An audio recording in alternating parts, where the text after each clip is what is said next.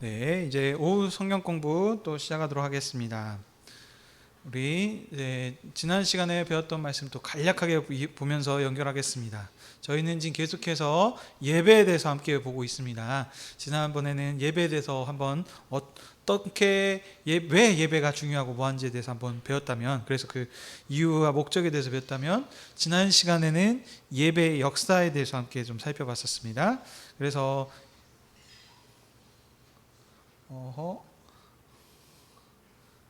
네, 잘못됐네요.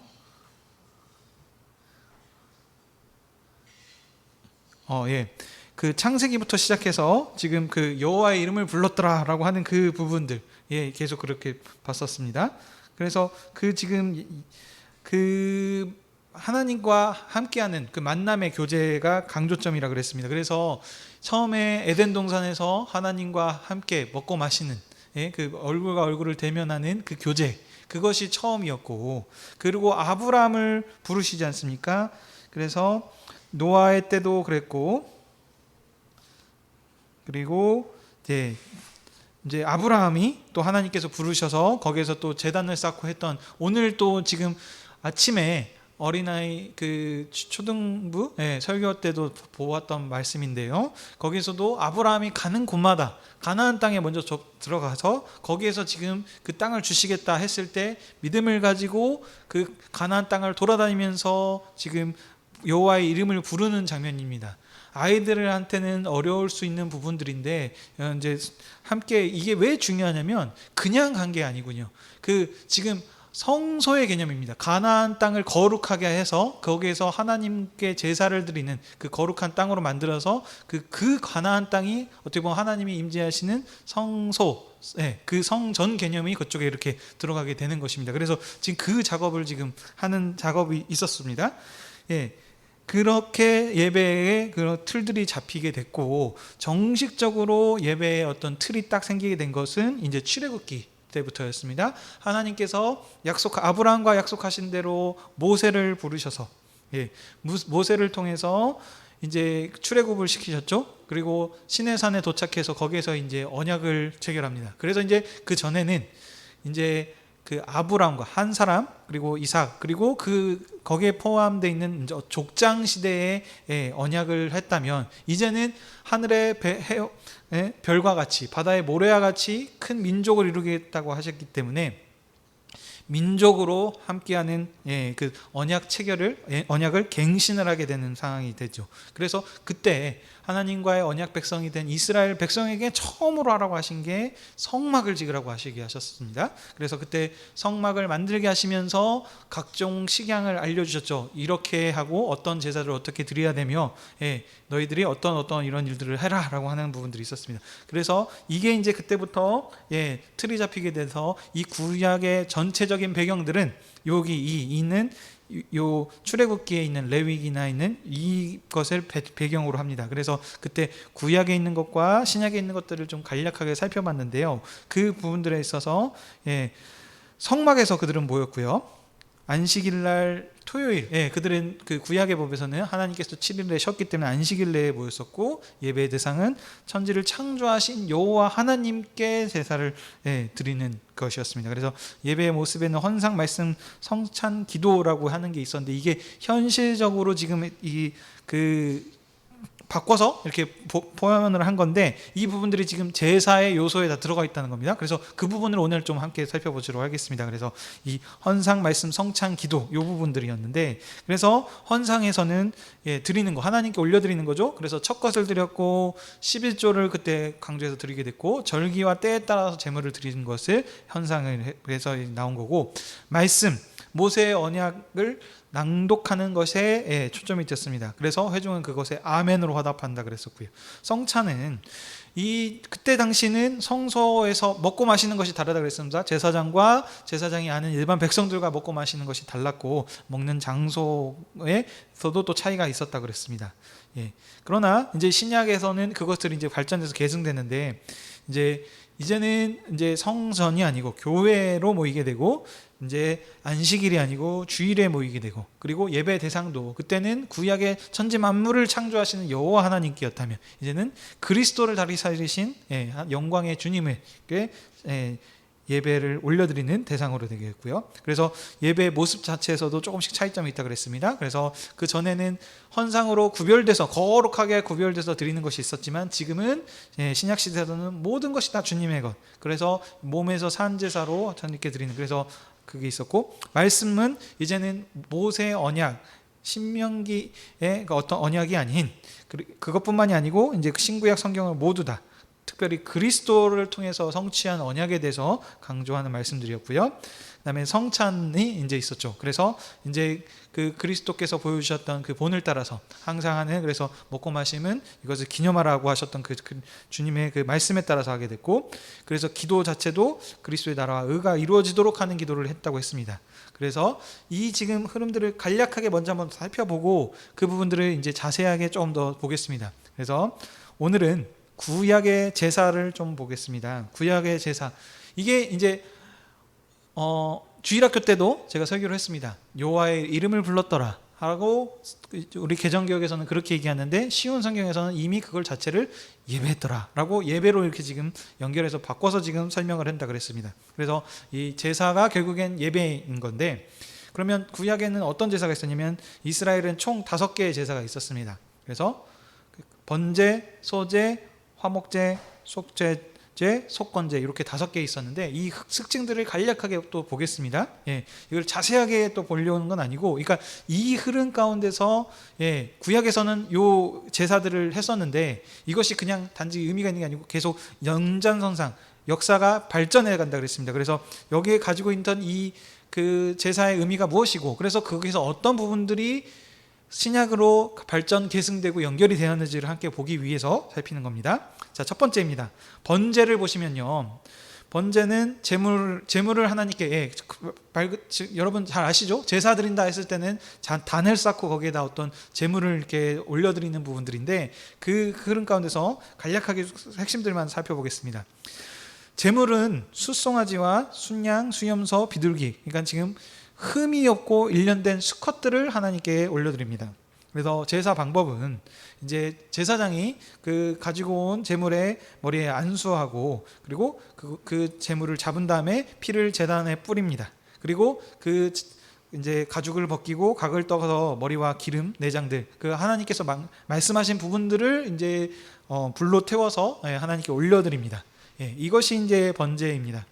그래서 이 번제를 드린다는 의미는 속죄를 위한 것입니다. 속죄. 그래서 하나님 앞에 나아가는 데에서 그 하나님이 거룩하니 너희도 거룩하라고 하는 그것 때문에 해서 그 죄가 있거나 흠이 있거나 하는 것들은 하나님 앞에 나아갈 수 없기 때문에 하나님 앞에 나아가기 위해 속죄를 하는 부분들이 있고요. 그래서 하나님을 향한 자신의 헌신에 대한 표현에 이 2가지 의미가 있는 것이 번제였습니다.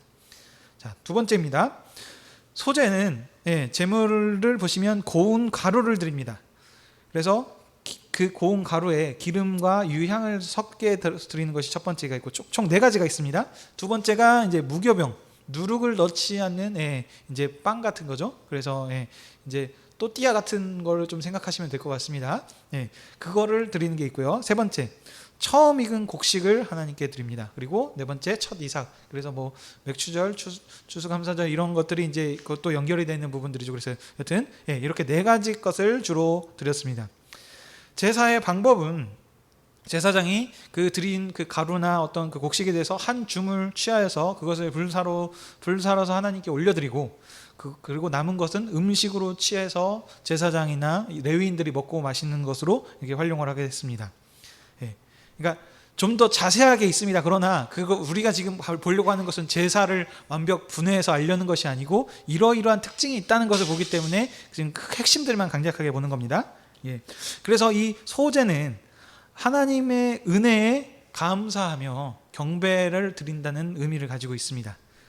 그리고 2번째로는 제사장과 레위인, 하나님께서 이들을, 그러니까 정확하게 보시면 12지파가 아니고 13지파입니다. 왜냐면은 그 저기 요셉이 두 지파를 가지게 되거든요. 그래서 총 두 지파의 그 몫을 받게 됩니다. 근데 그 가운데서 하나님께서 레위인을 특별하게 구별하여서, 원래 구약에서는 전부 첫 나온 것은 다 하나님의 것이기 때문에 하나님께 드려져야 되지만, 그것을 대신하는 의미로 레위 지파를 구별해서 하나님께 드려서, 그래서 이제 그 첫 것에 대한 어떤 열매나 이런 제사나 이런 것들을 또 드리는 것들이 그때 있었습니다. 그래서 이 레위 지파는 그래서 분깃이 없습니다. 그래서 분깃이 없기 때문에 제사를 통해서 어떤 이 하나님의 일을 봉사하는, 성막을 봉사하는 일에 있어서 그 제사에서 어떤 드렸던 그런 것들로 이들을 섬기게 하고 하는, 이 지금 그 가운데 들어가는 게 소제입니다.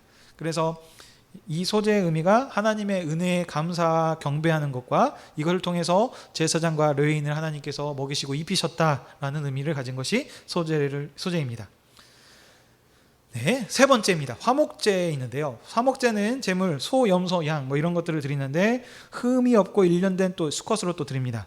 제사 방법은 번제와 거의 유사한데 차이점만 드리자면, 그때 말씀드렸죠. 예, 그래서 뭐 안수하고 피를 뿌리고 그다음 각을 떠서 이렇게 태워드리는 건데, 차이점 조금 더 추가한 것은 가슴 부위는 요제 이렇게 흔든다는 거거든요. 그리고 흔들어 드리는 것과 우편의 뒷다리는 거제로 해서 드리는 이 두 가지는 특별하게 구별돼서 제사장한테만 주는 겁니다. 레위인도 아니고 제사장만 먹게 하는 어떤 좋은 어떤 부위라고 해야 될까요?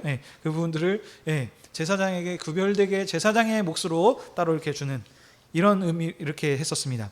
자, 의미는 이것은 그 어떤 강제성이 있는, 항상 해야 된다는 의미가 아니고 선택적인, 취사 선택하듯이 할 수 자원에서 하나님께 어떤 서원하는 마음을 가지고 감사함을 가졌을 때 드리는 것이 화목제입니다. 그래서 이 제사는 어떤 뭐 죄 가운데, 그래서 항상 저희 마음 가운데 어떤 뭐라 그러죠? 뭐 죄송한 마음을 가지고 그 용서를 비는 어떤 그런 것이 아니고, 하나님 앞에 기쁨으로 올려드리는 축제 형식의 제사가 라고 보시면 됩니다. 그래서 어떻게 보면 이제 이것이 성찬의 의미와도 좀 애찬해하는 어떤 먹고 마심의 교제의 부분들이 여기와도 연결이 좀 더 있는 것 같습니다.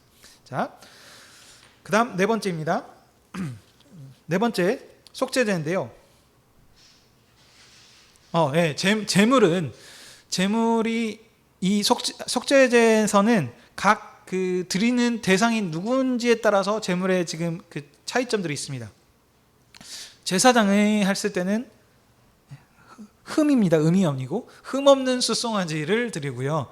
온 회중을 대상으로 했을 때는 숫송아지, 족장이 했을 때는 흠 없는 숫염소, 평민이 드렸을 때는 흠 없는 암양이나 암염소를 드립니다. 그러나 여기서 평민 중에서도 또 가난해서 어떤 드릴 수 있는데 좀 한계가 있는 사람들을 위해서는 산 비둘기 또는 집 비둘기를 드리게 했었고, 그것도 드리기 힘든 사람들을 위해서 고운 가루 에바를 드리게 했었습니다. 그래서 이런 지금 제물을 가지고 하나님께 드렸는데, 자, 이 속죄제를 드리는 의미는 무엇이냐면, 죄를 범한 거에 대한 용서를 구하는 것이 있습니다. 근데 어떤 것이냐? 하나님께 범한 죄입니다. 그래서 하나님께 범죄한 부분들, 그러니까 율법을 범한 거죠.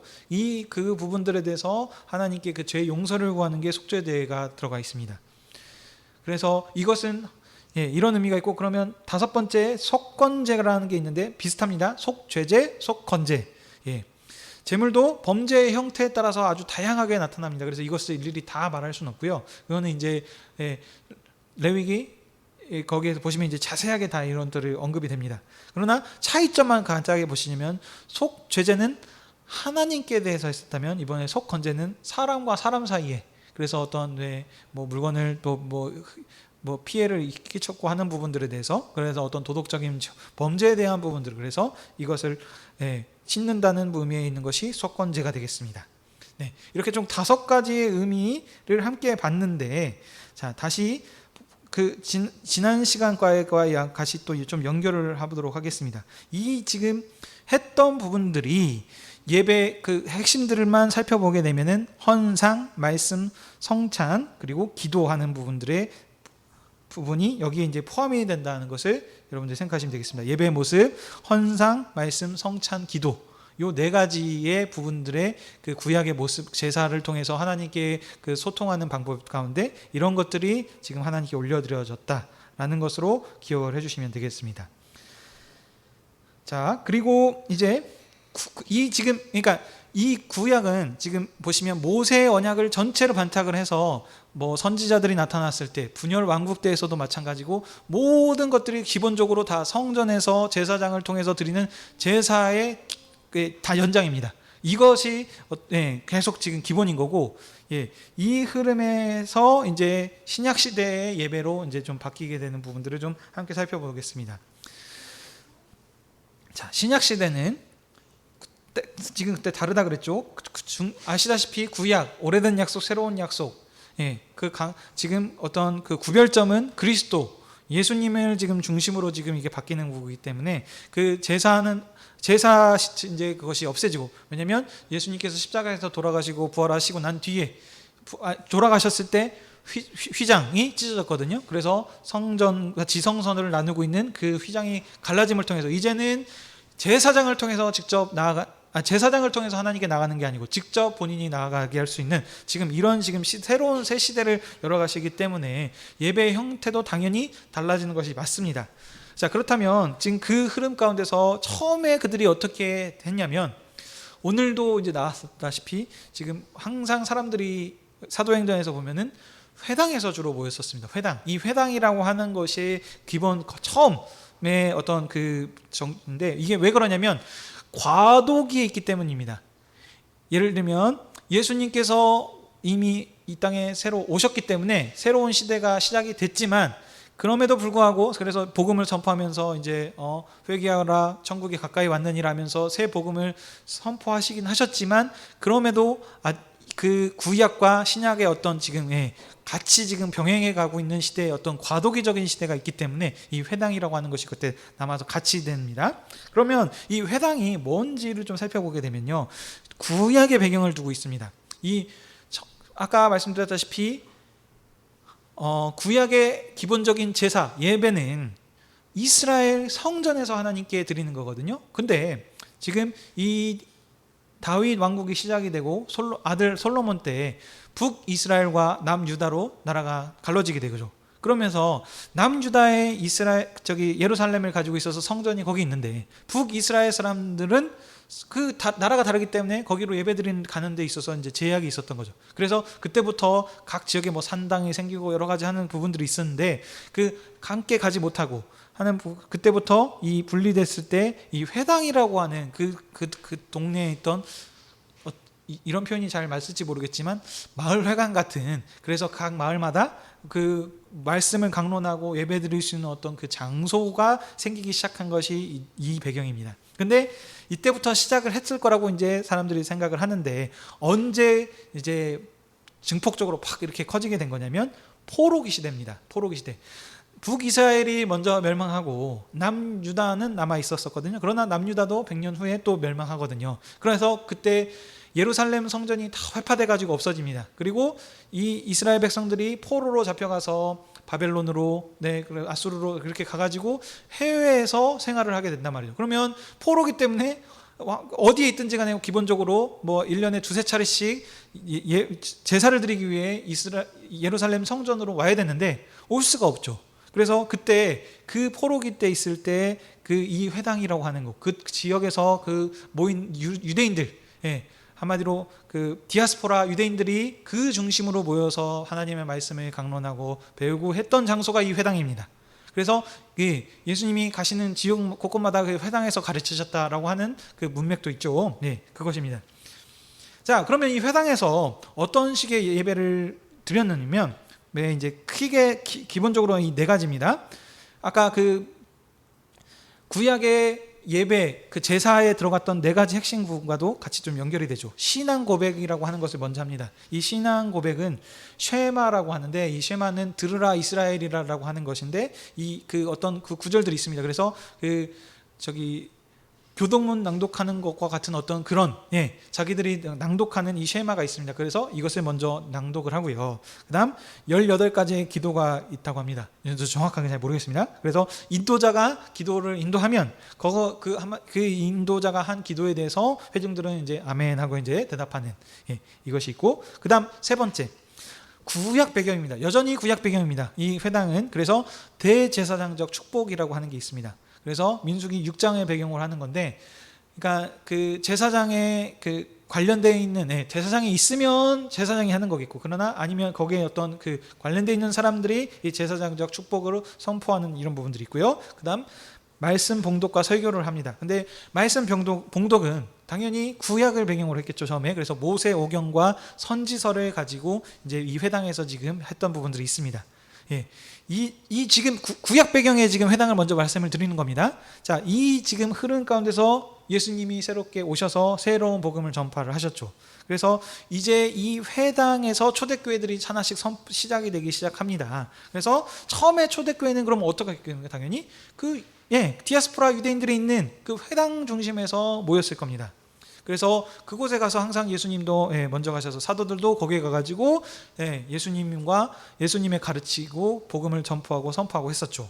그러나 여기서 이제 차이점이 뭐냐면 이 회당에서 점점 확대가 됩니다. 그래서 나중에는 예수님의 가르침만이 아니고 사도들이 가르쳤던 사도들의 가르침이 있습니다. 왜냐하면 예수님께서 가르쳤던 복음은 부활하시기 전의 복음입니다. 그러나 예수님께서 부활하시고 난 뒤에 또 변화가 생깁니다. 그래서 부활하신 후에 사도들의 시대에 또 좀 더 발전되는 어떤 말씀들이 있습니다. 그래서 사도 바울도 예수님께서 이렇게 말씀하셨던 부분들에 있어서 나는 너희들에게 이렇게 또 권면한다고 하면서 조금 더 어떻게 보면 더 업그레이드 됐다고 해야 될까요? 이렇게 지금 하는 말씀들이 있습니다. 그래서 예수님의 가르침 플러스 사도들이 했던 가르침을 같이 지금 하게 됩니다. 그래서 이제 사도 바울이 이제 각 지역마다 교회마다 편지를 보내지 않습니까? 그래서 서신서라고 해서 뭐 고린도 전서, 후서, 지금 저희들이 배우고 있는 거 다 편지 아닙니까? 그래서 이 쓴 편지를 교회 앞에 보낸 거거든요. 그래서 그 교회한테 뭐라 그러냐면 회중들이 모였을 때 그 모임에서 내가 쓴 이 편지를 함께 낭독하고 읽어서 그것을 교훈을 삼아라라고 하는 이런 일들을 지금 그때 했었습니다. 자, 그리고 지금 그때 이제 이 초대교회 때 보면은 이제 뭐 성경 봉독, 말씀 설교하고 기도하고 하는 부분들이 있는데 이게 이제 하나하나씩 시대가 가면서 추가가 되기 시작합니다. 그러나 먼저 제일 처음에 초창기 때의 초대교회는 생각해 보십시오. 그 회당, 가정교회라고 생각하시면 되겠습니다. 가정. 어떤 그래서 뭐 지금과 같은 저희 지금 뭐 교회당 건물이 있어서 그래서 이렇게 모이는 것이 아니고, 그래서 가정에서 뭐 마가의 다락방 들어보셨죠? 그런 것 같이 가정에서 먼저 모입니다. 그러면 가정에서 모였을 때 지금 하는 게 뭐냐면 항상 떡을 떼고 먹고 마시는 그 부분들의 지금 이런 친밀한 교제, 그래서 거기서 말씀도 나누고 함께 삶을 나누고 교제하는 이런 부분들이 있는데, 제가 이제 몇 가지 책들을 살펴보고 있으면 이게 이제 그래서 이제 항상 말씀드리는 게 뭐냐면 관점이 중요합니다. 관점. 그래서 그 전에도 제가 이제 지난번에 이제 좀 얘기하다 말았는데, 우리 기독교에서는 강조하는 게 속죄의 제사, 그 속죄하는 그 모든 것이 지금 강조하는 것을 그러니까 속죄로 지금 꼽죠, 맞습니다. 그래서 죄를 깨끗게 씻은 그 부분들을 핵심을 강조합니다. 그러나 제가 지난 시간에 설명드렸던 부분들은 그것이 핵심이 틀렸다가 아니고 맞는데, 그걸 한 목적이 무엇이냐?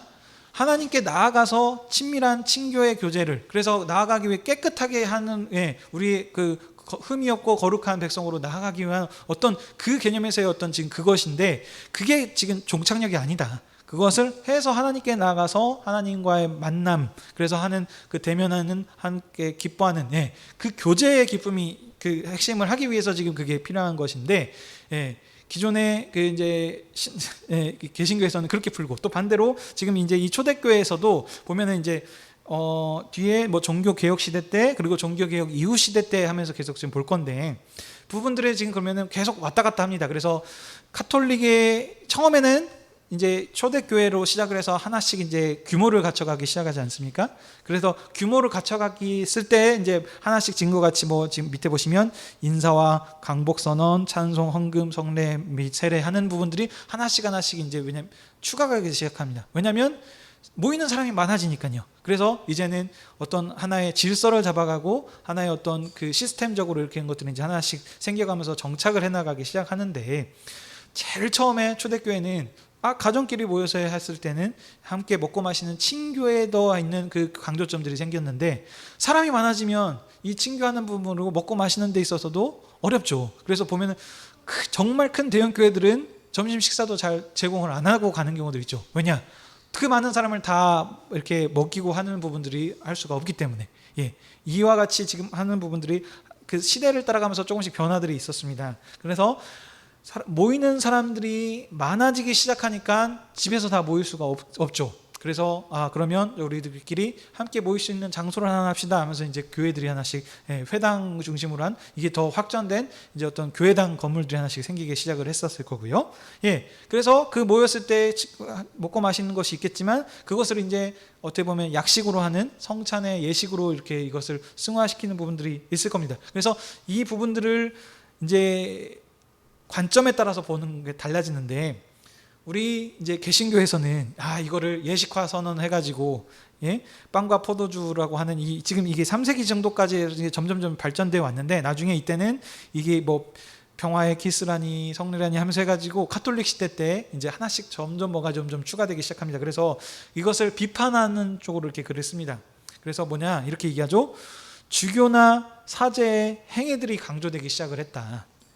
그래서 성찬 중심의 예배의 예전이 이렇게 됐다라고 지금 이렇게 쓰는데, 이것이 지금 제가 같이 있는 지금 기독교 안에 개신교에 있기 때문에 개신교 입장에서 이런 부분들을 쓰는데, 이것을 틀렸다고 말하기는 좀 그럽니다.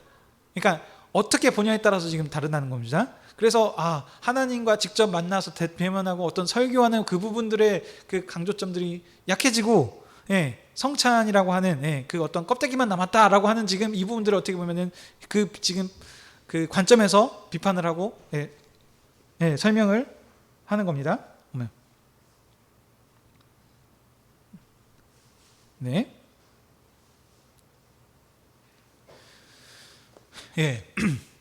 그래서 이 부분들이 지금 그러나 카톨릭에서는 오히려 지금 이게 전체적인 지금 사람들이 많아졌기 때문에 그 모든 많은 사람들을 했을 때 그 예식으로 예배로서의 어떤 예전을 지금 강조하면서 그것을 잘 살려갔다라고 얘기를 표현을 하겠죠. 자, 그러면 이런 지금 흐름들이 계속 되다가 이제 종교가 어떻게 보면 국교로 선택하면서 이제 점점 확대돼서 하다 보니까 거기에 이제 좀 타락하게 되는 부분들이 있죠. 그래서 여러분들도 아시다시피 약 500년 전 이상의 이제 종교 개혁이라고 하는 게 시작이 됩니다. 그래서 이때부터 이제 구교, 카톨릭이라고 하죠. 그다음에 이제 신교라고 하는 이제 개신교가 이렇게 나눠지게 되면서 이제 그 독자 노선들을 가게 되는데, 이때 그래서 종교계에서 자꾸 얘기하는 거는 오직 믿음을 많이 강조합니다. 그래서 이제 그 사제나 주교들이 가지고 있는 어떤 독동적인 그런 것들을 이제 좀 내려놓고 직접 하나님과 그의 백성들의 만남을 강조하는 부분들이 있습니다. 그래서 이게 또 틀린 거는 아닌데 또 너무 한쪽으로 좀 치우쳐가지 않는가라는 또 부분들이 있다는 거죠. 그래서 이제 여튼 종교개혁에서는 그래서 다시 어떤 형식에 치우친 부분의 어떤 성찬, 예식에만 하는 그것이 아니고, 이제 하나님과의 직접적인 만남을 강조하니까 어떤 말씀을 직접 읽게 하고 함께 같이 읽고 그 다음에 그 말씀을 가지고 강론하는, 그래서 이제 말씀 중심적인 예배의 형태들을 이렇게 띄게 된 것이 이제 종교개혁 이후의 시대에입니다. 그러니까 굳이 말하자면 저도 정확하게는 잘 어떤 이제 퍼센테이지는 모르겠지만 한 2-3시간 모인다고, 그러니까 현재는 예배 예전만 남았기 때문에 1시간 안에 모든 것들이 다 됐다면, 그전에는 함께 먹고 마시면 식탁의 교제였거든요. 그러니 1시간 안에 할 수가 없죠. 먹으면서 대화하면서 하기 때문에 2시간, 3시간 하는 어떤 초대교회는 그런 그 교제하는 모임이 강조가 있기 때문에 오래 했었다면, 그러나 이제 성찬 사람이 많아지기 시작하면서 이게 그렇게 길게 해서 모두가 할 수가 없기 때문에 이제 예전이라고 하는 예배 의식으로 하나씩 시작하게 되면서 짧게 이렇게 시스템적으로 생겨나기 시작했는데 거기에 너무 치우친 것 같으니 이제 그 종교개혁 이후 시대 때는 다시 하나님과의 만남을 강조하면서 설교 후나 말씀을 어떤 하는 부분들이 점점 더 확대되어가는 지금 이제 예배 형태가 이때부터 이제 갖춰지기 시작했다는 것입니다. 예, 그래서 이제 그 교회들이 이제 모여서 이제 예배 모범을 표현하기 시작하는데 그들이 항상 강조하는 게 뭐냐? 복음으로 다시 돌아가자. 복음으로. 그래서 초대교회 간습을 따르는 것으로 이제 다시 하는데 그래서 초대교회 어떻게 그들이 예배를 드렸는가 하는 부분들을 이제 보면서 그걸 하나의 이제 조금 더 복음적으로 한다 그래서 이제 이런 지금 아래 같은 지금 그 형태로 이제 하나씩 갖추기 시작한 겁니다. 그래서 죄를 먼저 하나님 앞에 나와서 고백하고 그래서 죄를 고백했을 때 사죄 선언, 저희 교회에서는 용서의 선언이라고 하죠. 예, 그다음에 그 하고 나서 시편 찬송을 함께 하나님께 영광 돌리는. 예, 그래서 경배 찬양도 하고 그다음 성경 봉도, 신앙 고백, 봉헌 그리고 복음적 설교를 그때 하고 함께 기도하고 성찬 그리고 찬송과 감사 이게 이제 송영이라고 하거나 예, 그 마무리하는 찬양과 같은 거고 되겠죠. 예, 이런 어떤 지금 흐름의 교회 형태들을 하나씩 이제 살펴가게 된 것이 이제 종교개혁 이후 시대입니다. 그러나 이제 그러면 종교개혁 이후 시대 때는 뭐냐면 이제 뭐 여러분 아시다시피 이제 뭐 르네상스 시대도 있고 낭만주의 하면서 이제 화려함들이 하나씩 추가가 되기 시작하면서 다시 또 교회가 좀 이제 예, 형식에 좀 추구하는 부분들이 더 강조가 되는 부분들이 있게 되고요. 그다음에 나중에는 어떻게 되느냐 이제 19세기 20세기 이제 넘어가면서는 이제 자유주의라고 하는 것들이 해서 나오게 돼서 뭐 에큐메니컬 운동이라고 하는 부분들이 해서 이제는 그래서 그 형식들을 다 이제 내려놓고 이제 인본주의 사람 중심으로 가자 그래서 사람이 편한데 그래서 이제 그때부터 하나씩 또 편하게 돼서 짧게 그래서 뭐 형식들이나 이런 것들의 그 제약들 예, 그러니까 그 라떼는 말이야 하는 어떤 그런 옛날의 관습들이나 이런 것들을 다 내려놓고 핵심만 남겨놓고 하자라고 해가지고 열린 예배라고 해서 간단하게 몇 개 그냥 뭐 찬양하고 하고 기도하고 그다음에 말씀 듣고 헌금하고 축도하고 끝나는 어떤 이런 식의 예배들이 이제부터 하나씩 하는 것이 이제 전체적인 흐름이 되겠습니다. 그러면 자 저희가 전체적인 지금 예배 흐름들을 봤는데 제가 이 부분들을 역사를 설명을 한 이유가 뭐냐면 흐름을 보면은 그러니까 예, 어떻게 왔다 갔다 하는 그런 그 부분들이 있었던데 여러분들이 이제 판단을 하셔야 됩니다. 그러면 어떻게 무엇이 맞냐, 어떤 것이 제대로 된 예배인 것인가라는 것을 한다면 이제 그렇기 때문에 과거의 역사를 한번 살펴보면서 우리가 어떤 부분들이 잘못된 것도 한번 살펴보는 거고 그리고 그 구약 그래서 구약의 그 예배가 제사 그 어떤 핵심들이 무엇이 강조가 되었는지 그리고 그것이 어떻게 그리스도 안에서 성취돼서 그러면 지금 강조하는 것이 무엇인지를 그 본질을 알아야 우리가 그 예배의 그 어떤 참 의를 살려서 하나님께 영광 돌리는 걸 할 수 있다는 거죠. 그래서 다양한 예배 형태들도 그래서 있습니다. 그래서 과연 무엇이 옳은가 했을 때 우리가 이 본질을 알고 있으면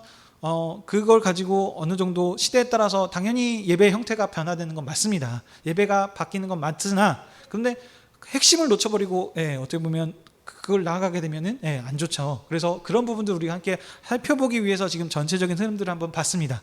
자, 그래서 이 흐름 가운데서 이제 그렇게 하면 이제 다음부터는 예배에 들어가 있는 뭐 예를 들면 헌상은 어떤 의미가 있고 지금 현재 이제 구약에서의 연결을 통해서 지금 우리가 드리고 있는 데서 어떻게 연결이 되고 그래서 찬송에는 무슨 의미 있고 그리고 용서의 선언 뭐 저희 하는 모든 부분들 신앙 고백 이런 것들이 어떤 의미가 있어서 하는지를 함께 좀 더 살펴보도록 하겠습니다. 네, 오늘까지 배운 거에 대해서 궁금하신 사항들 좀 있으실까요? 알겠습니다. 네. 그러면 여기 이제 함께 기도하고 마치도록 하겠습니다. 아버지 하나님, 저희를 사랑하여 주셔서 교회로 불러주시고 오늘도 이렇게 주님의 상에 나와서 함께 예배하게 하시고 하나님의 말씀으로 우리들에게 부어주시니 감사드립니다. 오늘 또 오후 성경 공부를 통하여서 예배가 무엇인지 예배의 역사와 흐름들을 함께 살펴보았습니다. 우리들이 이렇게 살펴본 것은 하나님께서 원하시는 예배의 본질이 무엇인지를 함께 알기 원합니다. 그래서 사람의 편의에 맞추고 또 어떤 형식에 치우치는 것이 아니고, 또 반대로 형식을 너무 또 가볍게 여기는 것이 아니고, 그 예배의 참 의미를 깨닫고 알게 하셔서 정말 마음을 다해 전심으로 하나님께 예를 갖춰 경배드릴 수 있는 예배가 될 수 있도록 저희들에게 알려주시옵소서. 주님, 우리가 이 예배를 통하여서 하나님께 영광 돌리게 하시고 그 하나님의 영광이 전 세계 천하 만국에 퍼지게 하여 주시옵소서. 주님, 우리가 이 말씀을 알아감을 통하여 우리가 이 말씀만 아는 것이 아니고 함께 다른 이웃과 함께 이 주변의 사람들과 복음을 전파하여 이 은혜를 함께 누리고 주님께 영광 돌리기 원합니다. 저희들을 복음 전파자로서 사명자로서 사용하여 주시옵소서. 교회가 하나하나씩 이제 전열을 갖춰 점점 더 발전되어 가게 하시니 감사드립니다. 이럴 때일수록 교회가 더욱더 함께 기도하게 하셔서 좋은 기회들을 잘 활용하여 주님 나라 확장에 이바지하며 나아갈 수 있는 여수 하늘의 교회 되게 허락하여 주시옵소서. 한 주 동안 저희 모든 성도님들과 함께하여 주시고 어디에 있든지 간에 이 자리에 함께하지 못한 모든 성도님들에게도 주님께서 영육간의 강건함을 주시고 복음으로 승리하며 삶을 살 수 있도록 함께하여 주시옵소서. 감사드리며 이 모든 말씀 예수님의 이름으로 기도드립니다. 아멘.